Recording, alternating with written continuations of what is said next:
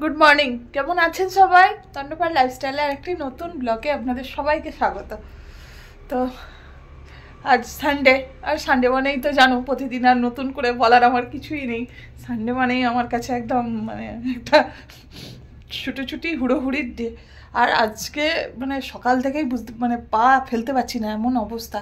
কালকে রাত্রি পর্যন্ত তো মিস্ত্রির সব কাজ করেছে, দেয়াল টেয়াল সব কাজ হলো, তারপর সব পরিষ্কার করা, সিমেন্ট বালির কাজ হলে তো বুঝতেই পারছো বাড়িতে যা অবস্থা হয়। সেসব পরিষ্কার করে গাটা ধুয়েছি, তো পুরো মানে পা পুরো ফুলে, আঙুলগুলো ফুলে ঢোল হয়ে গেছে, মানে পা ফেলতেই যেন চোখ দিয়ে জল বেরিয়ে যাচ্ছে, এমন অবস্থা হচ্ছে। খুব কষ্ট হচ্ছে আজকে পা ফেলতে। তো চলো, পা নিয়ে তো আর বসে থাকলে হবে না, কাজ তো আমাকে করতেই হবে। তো সকাল সকাল কাজে লেগে পড়েছি। চাটা খাওয়া হয়ে গেছে, এখন আজকে স্নান করিনি, ভয়ে এই যে পাটা এমন হয়েছে বলে না সকাল সকালে আজকে স্নান করা হয়নি। তো একটু পরে স্নান করবো। তো রান্নাবান্নাও সব সারতে হবে টাইমের মধ্যে, কারণ 11:30টায় তো বেরিয়ে যাব ছেলে নিয়ে। তো ঘর তোরগুলো আগে পরিষ্কার করে নিই। তো ঘর পরিষ্কার করতে করতে কালকে যেহেতু সব জামা কাপড় সব মানে সব জিনিসপত্র এদিক ওদিক জড়ো করা পড়ে আছে, কারণ এই ঘরটাও কাজ হচ্ছিলো, যে এই দেওয়া পিছনে এই দেয়ালটা কাজ হয়েছে। তো আর এই দণ্ডবাট বাবুর জামা কাপড়গুলো সব ছিল, কাচা হয়নি এতদিন পর্যন্ত, কারণ আমি এরকমই করি। 15 দিন 1 মাস আমার জামা কাপড়গুলো এগুলো থাকে, মানে 1 মাস না হলেও 15 দিন অন্তত আমি রেখে দিই, কারণ ঘরটার মধ্যে না একটা দণ্ডবাটবাবুর গন্ধ থাকে। তো এবার তো জামা কাপড়গুলো কাচতে হবে। তো আজকে জামা কাপড়গুলো সব বার করছি, করতে করতে মানে পুরো চারিদিকটা যেন দণ্ডবাটবাবু যেন মনে হচ্ছে ঘরে আছে, এমন দণ্ডবাটবাবুর গন্ধ ছাড়ছে চতুর্দিকে। চলো জামা কাপড়গুলো সব রেডি করে নিই, আজকে আর কাচবো না, রেখে দিই, কালকে কেচে দেবো, কারণ আজকে আর টাইম হবে না, আজকে টিউশন যাওয়া আছে। চলো, ঘরটা মোটামুটি আমি ক্লিন করে নিয়েছি, এবার রান্নাঘরে ঢুকতে হবে, কারণ এখনও স্নান পুজো করিনি। টিফিনটা রেডি করে রেখে তারপরে রান্নাঘরে ঢুকবো। ঘড়ির কাঁটা তো পুরো ছুটছে, দেখো 9টা বাজে। তো এই যে দেয়ালটা এরকম এই অবস্থা। এখনও আজকে জিজ্ঞাসা করছিলাম, বলছে আজকে হবে না, আজকে সানডে, আজকে হবে না, কালকে হবে। মানে ভালোই হয়েছে, আজকে না হলেই ভালো, কারণ আজকে আমি টিউশন যাবো তাড়াহুড়ো আজকে। আবার টিউশন থেকে ফিরেও আবার বিকালে তো স্যার আসবে, তো এই কারণের জন্য আমি ভাবছিলাম যে আজকে কাজ না হলেই ভালো। তো চলো এবার কাজগুলো করে ফেলি ঝটপট। কিচেনে সব রেডি করে রেখে দিয়েছি, আলু পোস্তর আলু কাটা হয়ে গেছে, ডিমটাও সিদ্ধ করে রেখে দিয়েছি, চাল টাল সব রেডি। এবার স্নান করে পুজো টুজো করবো, পুজো করে তারপরে এবার হবে বাকিগুলো। তো চলো, হয়ে যাবে তাড়াতাড়ি, আর বেশি টাইম নেই, হয়ে যাবে, অসুবিধা নেই।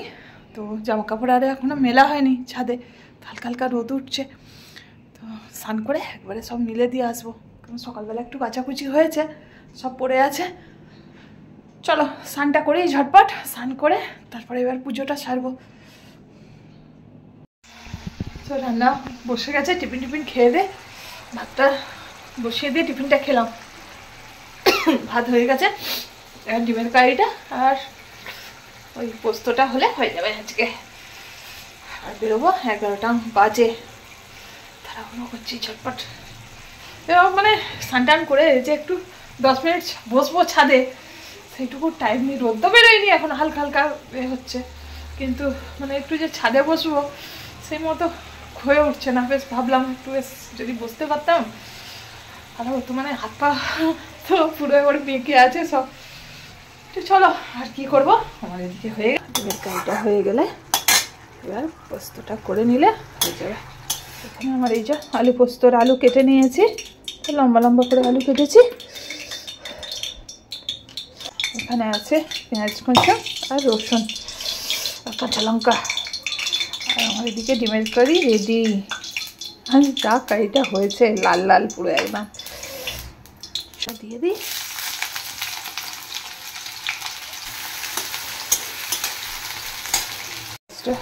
পেঁয়াজটা খুব ভাজবো না, তো রসুনটা দিয়ে দিই। রসুন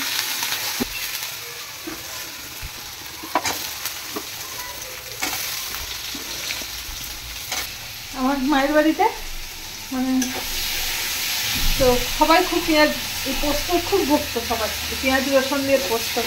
মানে আমার ঠাকুমা থাকায় আমাদের খুব হতো, তখন ঠাকুমা করতো পেঁয়াজ পোস্ত।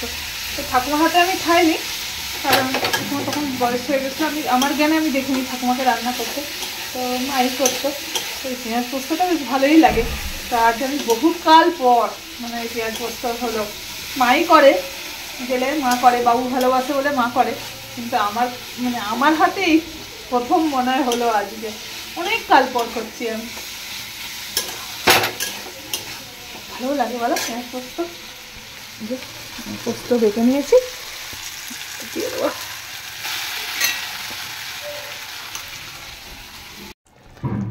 আমার পোস্ত প্রায় রেডি, ফুটে যাক।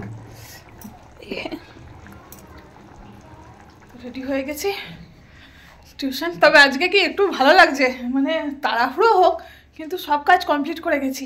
মানে কোনাটোনা অনেকদিন অন্যদিন ফেলে রেখে যাই, আজকে কোনাটোনা সব করে মানে পরিষ্কার করে নিয়েছি, গ্যাস ট্যাস সব মোছা হয়ে গেছে, কিচেন ক্লিন হয়ে গেছে। তো ওই জন্য একটু বেশ ভালো লাগছে। একটু সকাল থেকে তাড়াহুড়ো, তাই বলছি ছেলেটাকে যে একটুখানি যে রোদে বসবো, সময় আর হচ্ছে না। চলো যাই। তো চলে এসেছি, এইমাত্র এসে জাস্ট জামা কাপড় চেঞ্জ করলাম। তো বিকাল হতে না হতেই হঠাৎ করেই ঠিক হলো, আর মা ছেলে দুজনে চলে এসেছি মোমো খেতে। তো এখন আমরা মোমো টোমো খাই দুজনে। তো বেশ ভালোই একটা সন্ধে কাটাচ্ছি আজকে, মা ছেলে আমরা পুরো সন্ধেটা আজকে ঘুরেই কাটাবো। চলো হয়ে গেছে মোমো খাওয়া, এবার যাবো বিরিয়ানি। তো মোমো খেয়ে টোটোয় করে আবার আরেক জায়গায় চলে এসেছি, এখানে থেকে হচ্ছে বিরিয়ানিটা নেবো। তো ওই জন্য আজ সারা সন্ধ্যেটা শুধু ঘুরেই বেড়াচ্ছি। দেখো চলে এসেছি আর্সেনালের বিরিয়ানি নিতে। তো বিরিয়ানিটা আমাদের নেওয়া হয়ে গেছে, তো এবারে দুজনে টোটো খুঁজতে বেরিয়েছি। চলো বাড়ি যাই। 6:30 মতো বাজে, চলে এসেছি। তো আর আজকে বেরিয়েও বাইরে বিপদ, কারণ আজকে এখানে রাহুল গান্ধী এসেছে। তো রাহুল গান্ধী এসেছেন বলে পুরো রাস্তা ফাস্তা যেত পুরো ব্লক, টোটো ফোটো পাওয়া মুশকিল। আমরা তো জানি না, প্রথমে বেরিয়ে গেছি, গিয়ে আর ওরকম অসুবিধা, যাই হোক সেরকম কিছু অসুবিধা হয়নি, টোটো পেয়ে গেছি, চলে এসেছি।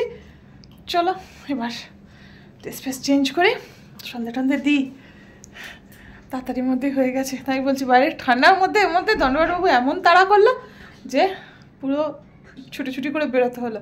ছেলেটা টিউশন পড়েই কী খাবো গান ধরলো। দণ্ডবাবু বলে চলো ছেলেকে নিয়ে চলে যাও, বেরিয়ে যাও।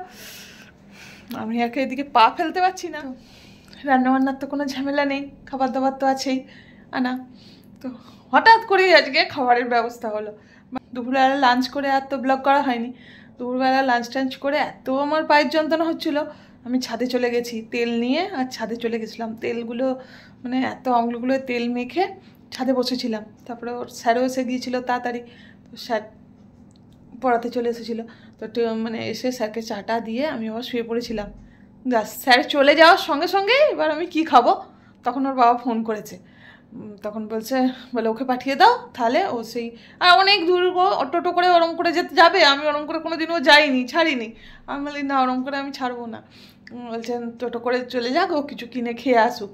তো এরকম করে নাহলে অর্ডার দিক, এই করে কত রকম হচ্ছে, তাহলে অর্ডার দিয়ে খাবার, এই করে আমি যাবো, যত কষ্টই হোক। পা ফেলতে পারছি না, মানে কান্না পেয়ে যাচ্ছে আমার, এত পাটার এরকম অবস্থা আমার কোনো দিন হয়নি। তো মানে পাটার জন্য খুব কষ্ট পাচ্ছি। তবুও আমি বলি না, আমি তোকে একা ওরম করে যাবি নাকি, বলে গেলাম। তো মাতে আস্তে আস্তে বলছে যে তুই আগে গিয়ে পাটা গরম জল করে ধুয়ে মানে গরম সেঁক দে। তো আর হয়নি, এবার একটু ভাবছি ঘরে ঢুকবো, ঘরে ঢুকে একটু পাটা আজকে সেঁক দিতে হবে। পাটা ফেলতে পারছি না, খুব কষ্ট পাচ্ছি পাটার জন্য, মানে পুরো পায়ের চেটো একদম ফেলা যাচ্ছে না, আঙুলগুলো তো পুরো টোপো হয়ে গেছে একবারে। তো চলো একটু এবার নিজের পাটার জন্য একটু করতে হবে, ছেলেটা পড়ুক, এবার পাটা একটু দেখি, তারপরে তো পরে তো খাওয়া হবে রাতে। একটু পা সেঁকছি রুম হিটারে। পাটা এত পায়ের জন্য কষ্ট হচ্ছে না, পা পুরো ফুলেছে এত, দেখেছো আঙুলগুলো, পায়ের আঙুলগুলো পুরো টোপো হয়ে আছে এত, আর এই দিকটা পুরো লাল হয়ে আছে, পুরো এই যে একটু লাল হয়ে আছে। ফোনে কতটা বোঝা যাচ্ছে বুঝতে পারছি না, এই দেখো পুরো এই সাইডটা পুরো লাল হয়ে গেছে, আর পুরো মানে এরকম আঙুল ঠেকাতে পারছি না, এত ব্যথা। তো কিছু মনে করো না পাটা দেখালাম বলে, কারণ যেহেতু আমাদের ডেলি লাইফের সব কিছুটাই তোমাদের সাথে শেয়ার করি, তাই এই প্রবলেমটাও দেখালাম। পাটার জন্য খুব কষ্ট হচ্ছে। 9:30 বাজে, আর আজকে তো দাদাগিরির ব্যাপার আছে, তো উঠে পড়েছি, খাবারটা গরম করতে হবে। চলো ঝটপট বিরিয়ানি গরম করে ফেলি। বিরিয়ানি দেখতে দেখতে, সরি দাদাগিরি দেখতে দেখতে বিরিয়ানিটা খাবো। আর এই সেই প্যাকেটেই বসানোই আছে বিরিয়ানি আমাদের আজকের। দুটো স্যালাড আছে,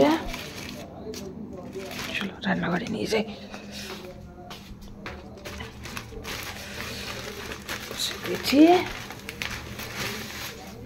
এই দেখো কলকাতা আর্সেনাল বিরিয়ানি, দার্জিলিংয়ে বসে কলকাতার আর্সেনাল বিরিয়ানি, হ্যাঁ ভাবা যায়।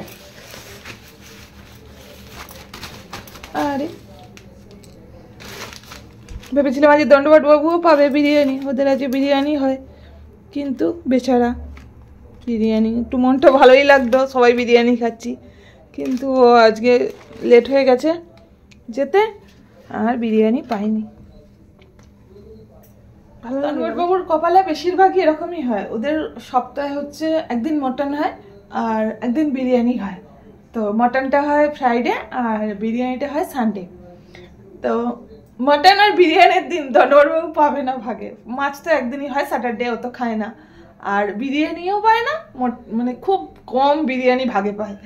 আর হচ্ছে মটন কপালে জোটে না, এই সপ্তাহটায় মানে মটন পেয়েছিল, নাহলে পায় না। আজকেও সেম, আজকেও দুপুরে হয়নি, কারণ বাইরে ডিউটি গিয়েছিল বলে সব রাত্রিবেলা মটন হয়েছে, এই সরি বিরিয়ানি হয়েছে। তো বাস ডিউটি থেকে যখন গেছে তখন বিরিয়ানি শেষ, লাস্টে খিচুড়ি হতে খেয়ে দে। চলো কি আর করবো, ভালো লাগে কিন্তু যখন মানে ভালো, বেশ আমরাও বিরিয়ানি খাচ্ছি, ও বিরিয়ানি খাচ্ছে, তখন একটু বেশ ভালো লাগে যে সবাই খাচ্ছে। টেস্ট আলাদা হবেই, কিন্তু তবুও একটু মন থেকে একটু ভালো লাগে।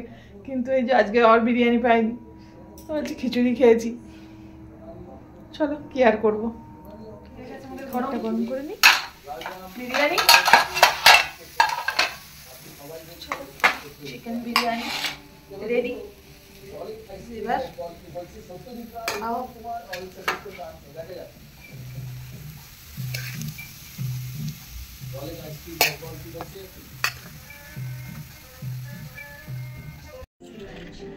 ডিনার কমপ্লিট হয়ে গেছে, তো দাদাগিরি দেখবো। তো দাদাগিরি দেখ চলছে। আর সব থেকে আজকে দাদাগিরিতে মানে যেটা সব থেকে আমার বেশি ভালো লাগলো, মানে দাদাগিরিতে যেসব পার্টিসিপেট করে না, মানে পার্টিসিপেট বলতে যেমন প্রত্যেকবারে একটা স্কুল থেকে আসে, তো সেরকম আজকে মানে বললো বাগনানের কল্যাণপুর স্কুল থেকে এসেছে। তো শুনেই মানে মনটা কীরকম হয়ে গেল। কল্যাণপুরটা হচ্ছে আমাদের পাশেরই গ্রাম। তো আর ও মানে ওটা হচ্ছে আমাদের গ্রামটা হচ্ছে কল্যাণপুর অঞ্চলেরই আন্ডারে। তো শুনেই মনটা কীরকম হয়ে গেল, মানে নাই চিনি নাই জানি, মানে বাচ্চাগুলোকে তো চিনি না অত, আর কিন্তু তবুও মানে নিজেদের ওখানকার একটা শুনেই যেন মনটা কীরকম হলো। মানে দেখবে দূরে যারা থাকো তাদের হয় কিনা জানি না, মানে নিজেদের ওখানের কিছু শুনলেই যেন মনটা যেন কীরকম একটা হয়ে যায়। তো খুব ভালো লাগে, মানে নিজেকে একটু প্রাউড ফিল করা হয় যে দেখো আমাদের ওখানকার এসেছে।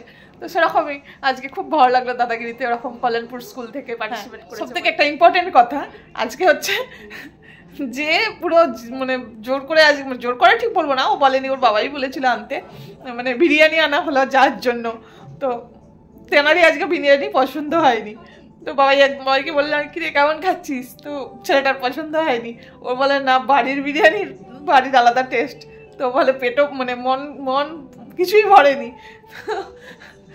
তো কেন দেখলি তো বাইরের খাবার কেমন। তো আজকে মানে বিরিয়ানিটা সত্যি আজকে আমারও ভালো লাগেনি, কিন্তু বাবু তো একদমই মানে কোনো রকমই খেয়েছে।